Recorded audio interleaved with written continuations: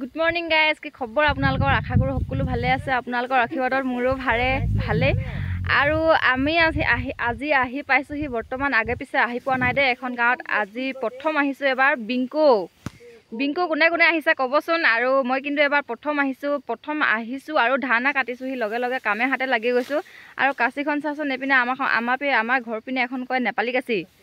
আজি মই নেপালী কাঁচি লৈ কিনে কাটিছোঁ। ইমান ভাল লাগিছে নহয়, কাটিবৰ কাৰণে বেয়া বুলি ভাবিছিলোঁ। আৰু এইজনী হৈছে বাইদেউ, আৰু বাইদেউৰ লগত আহিছোঁ। বাইদেউৰ সিহঁতৰ ড্ৰেছটো দেখাম বাৰু। মই এতিয়া কাৰ ঘৰত কাটিছোঁহি, কি কাটিছোঁহি নকওঁ, কিন্তু আপোনালোকে ড্ৰেছটো দেখি কিনে ক'ব দেই গাইজ।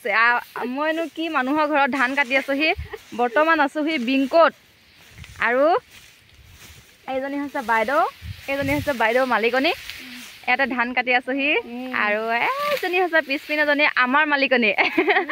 আৰু এই বাইদেউজনীয়ে মালিকনী মাকৰ ঘৰত আহিছোঁহি দেই, ধান কাটিছোঁহি। ড্ৰেছটো ভালকৈ দেখা নাই চাগে আপোনালোকে। এৰি থৈছে। কথাখিনিত বুজি পাইছে কিজানি। যদি বুজি পাইছে ক'বচোন, আপোনালোকে ক'ব পাৰিছেনে নোৱাৰিছে, তেতিয়াহ'লে জানিম যে। মোক ধুনীয়া কমেণ্ট কৰি কিনে ক'ব যে মই ইমান মজা আমাৰ ৰঞ্জিত ধানটো এইটো ধানে নহয়, চাউলহে আমি কাটিছোঁ।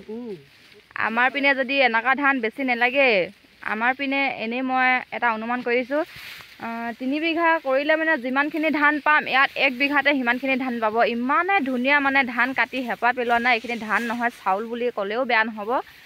গোটেই থোকটো ধানে নেকি। আৰু হওক পিনে আমাৰ বাইদেউ আজি মনটো খুব বেছি বেয়া লাগিছে। একদম আমোল জামোলকৈ ধান কাটি আছে। কি গম পাইছেনে? এইবোৰ কথা নক'বা, পিছে পৰাই ক'ম। আৰু বৰ্তমান মোৰ বাৰু ঠিকে আছে দেই। মই পূৰা ফূৰ্তি, কাৰণ কেলৈ মই মোৰ নিজৰ জেগা পাই গৈছোঁহি নিচিনা লাগিছে।